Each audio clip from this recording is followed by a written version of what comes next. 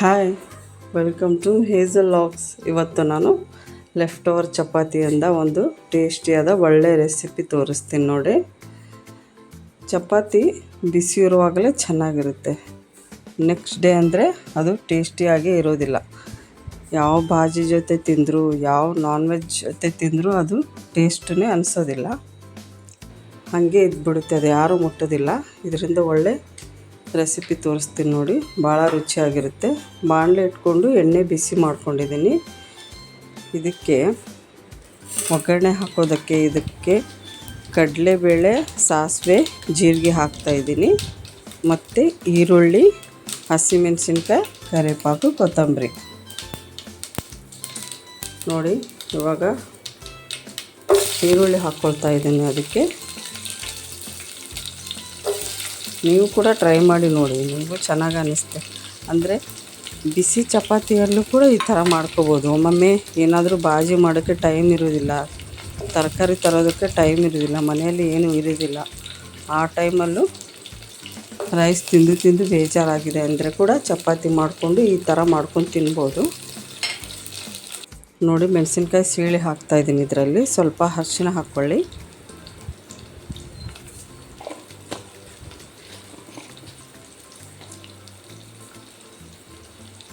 ಮಕ್ಕಳಿಗೆ ಅಂದರೆ ಸ್ವಲ್ಪ ಖಾರ ಕಡಿಮೆ ಹಾಕ್ಕೊಳ್ಳಿ. ನಾನು ಇದರಲ್ಲಿ ಖಾರ ಕೂಡ ಹಾಕ್ಕೊಳ್ತೀನಿ ಸ್ವಲ್ಪ.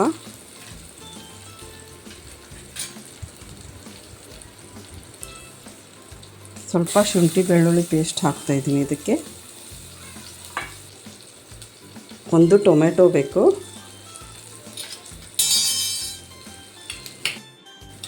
ನೋಡಿ, ಇವಾಗ ಫ್ರೈ ಆಗಿದೆ ಈರುಳ್ಳಿ ಎಲ್ಲ. ಟೊಮೆಟೊ ಕಟ್ ಮಾಡ್ಕೊಂಡು ಹಾಕ್ಕೊಳ್ತಾ ಇದ್ದೀನಿ. ಅದರಲ್ಲಿ ಸ್ವಲ್ಪ ಟೊಮೆಟೊ ಫ್ರೈ ಆಗೋವರೆಗೆ ಕೈ ಆಡಿಸಿ ಅದನ್ನು. ಮತ್ತು ಇದಕ್ಕೆ ಒಂದು ಗರಂ ಮಸಾಲ ಬೇಕು. ಚಪಾತಿನೇ ಈ ಥರ ಕಟ್ ಮಾಡ್ಕೊಳ್ಳಿ. ಫಸ್ಟು ಕೈಯಿಂದ ಪೀಸಸ್ ಆಗಿ ಮಾಡ್ಕೊಳ್ಳಿ. ಆಮೇಲೆ ಇದನ್ನು ಚಾಕು ತಗೊಂಡು ಉದ್ದುದ್ದಾಗಿ ಹೆಚ್ಕೊಳ್ಬೇಕ್ರಿ ಈ ಥರ ನೋಡಿ. ಕಟ್ ಮಾಡ್ಕೊಂಡ್ಮೇಲೆ ಅದು ಟೊಮೆಟೊ ಒಂದು ಕಡೆ ಫ್ರೈ ಆಗ್ತಾಯಿದೆ. ಅದನ್ನು ಚೆನ್ನಾಗಿ ಕಲಸಿ. ಇವಾಗ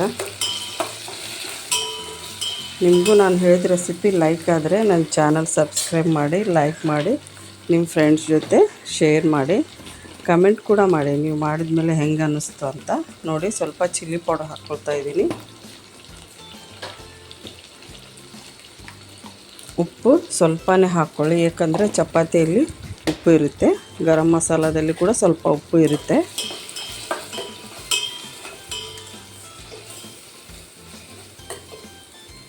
ಲೆಫ್ಟ್ ಓವರ್ ಚಪಾತಿ ಇದ್ದರೆ ಒಂದು 5 ನಿಮಿಷದಲ್ಲಿ ಹೀಗೆ ಮಾಡ್ಕೊಳ್ಬೋದು ನೋಡಿ. ಗರಂ ಮಸಾಲ ಹಾಕ್ತಾಯಿದ್ದೀನಿ. ಇದಕ್ಕೆ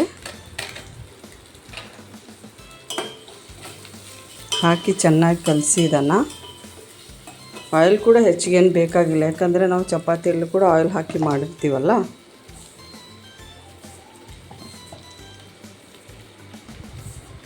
ಇದು ಗೋಧಿ ಹಿಟ್ಟಿಂದ ಮಾಡಿದ್ದಲ್ವ, ನಮಗೆ ನೂಡಲ್ಸ್ ಥರ ಕೂಡ ಅನಿಸುತ್ತೆ, ಹೆಲ್ದಿ ಕೂಡ. ಮೈದಾ ಏನೂ ಇರಲ್ಲ ಇದರಲ್ಲಿ ನೋಡಿ. ಇದನ್ನು ಚೆನ್ನಾಗಿ ಕಲಸಿ. ಇವಾಗ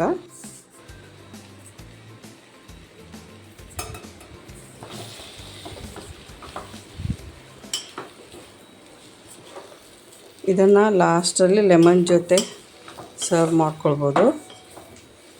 ಸ್ವಲ್ಪ ಲೆಮನ್ ಹಾಕ್ಕೋಬೋದು ನೋಡಿ. ಮುಚ್ಚಳ ಹಾಕಿ 1-2 ನಿಮಿಷ ಬಿಸಿ ಆಗೋ ಥರ ಇಟ್ಟಿದ್ದೀನಿ ನೋಡಿ. ಇವಾಗ ರೆಡಿ ಆಯಿತು. ಕೊತ್ತಂಬರಿ ಜೊತೆ ಸರ್ವ್ ಮಾಡ್ಕೊಂಡಿದ್ದೀನಿ. ಸ್ವಲ್ಪ ಲೆಮನ್ ಜ್ಯೂಸ್ ಹಾಕ್ಕೋಬೋದು ನಿಮ್ಮ ಇಷ್ಟ ನೋಡಿ. ನೀವು ಕೂಡ ಟ್ರೈ ಮಾಡಿ, ಭಾಳ ಚೆನ್ನಾಗಿರುತ್ತೆ ನೋಡಿ. ಎಲ್ಲರೂ ಇಷ್ಟಪಡ್ತಾರೆ. ವಿಡಿಯೋ ಲೈಕ್ ಆದರೆ ನಿಮ್ಮ ಫ್ರೆಂಡ್ಸ್ ಆ್ಯಂಡ್ ಫ್ಯಾಮ್ಲಿ ಜೊತೆ ಶೇರ್ ಮಾಡಿ, ನನ್ನ ಚಾನಲ್ಗೆ ಸಪೋರ್ಟ್ ಮಾಡಿ. Thank you.